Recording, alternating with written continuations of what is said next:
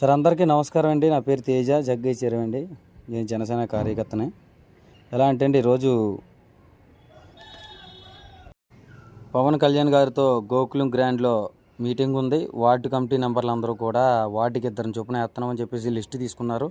List తీసుకున్న తర్వాత అందరూ కూడా వెళ్ళి అదే గోకులం గ్రాండ్ కాడ గేటు కాడ నుంచున్నారు. జనసేన నాయకులు అందరూ కూడా నుంచున్నారు. కార్యకర్తలు, మహిళలు కూడా చాలామంది ఉన్నారు. మహిళలందరూ ఉండగా కూడా 2 గంటల సేపు అక్కడ గేటు కాడ వెనక్కి దోసేసి బాడీ గార్డు అలా దోసి కార్యకర్తలందరినీ ఎతవలను చేసి పాడేశారు అక్కడ ఉన్న వాళ్ళందరూ కూడా. తర్వాత అదే సెకండ్లో ఒక అరగంట గ్యాప్ ఇచ్చుకొని వర్మ గారు వాళ్ళ కార్యకర్తలందరినీ తీసుకున్న తర్వాత టక్మని గేట్ ఓపెన్ చేశారు. ఒక్కరు కూడా బయటికి లేకుండా టీడీపీ కార్యకర్తలు అందరూ కూడా లోనికి వెళ్ళారు. అలా అయినప్పుడు ఫస్ట్ నుంచి గ్రౌండ్ వర్క్ చేసి బైక్ ర్యాలీలకు వచ్చి మీటింగులకు వచ్చి అలా వచ్చిన వాళ్ళందరూ ఇప్పుడు ఏమైపోయారండి? నాకు అర్థం లేదు. ఇందులో చాలామంది ఉన్నారు కదా అక్కడ గేటు కాడ.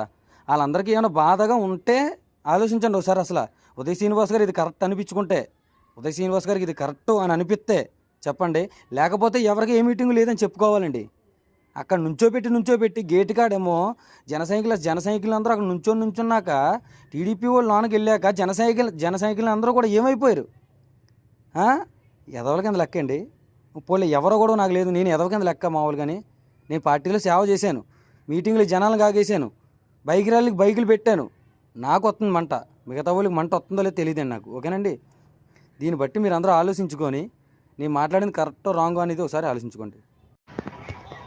నేను 14 సంవత్సరాల బట్టి నుంచి వెయిట్ చేస్తున్నాను. నన్ను తొక్కేవాడే కానీ నన్ను తీసుకెళ్లేవాడు ఎవడో లేడు. ఇది అమ్మ జీవితం. ఎవడెవడో వస్తున్నాడు, ఆడిని మనం భుజం మీద పెట్టుకుని మోయవలసి వస్తుంది. ఈరోజు వారాహికి పర్మిషన్ తీయలేదు. అక్కడ ట్రాఫిక్ జామ్ అయిపోతుంది. పక్కన బోల్డ్ లేవుడ్లు ఉన్నాయి. వెళ్ళి మాట్లాడుకుని మా కార్లు ఇక్కడ పెట్టుకుంటాం 2 రోజులు అని చెప్పచ్చు కదా. చెప్పే నాదు లేడు. ఎందుకు వచ్చిన ఇన్ఛార్జ్లో ఏంటో.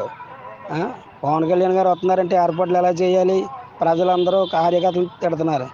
ఇక్కడ ఇన్ఛార్జీలు ఎవరు బయటికి కనిపించరు. Please subscribe dot news.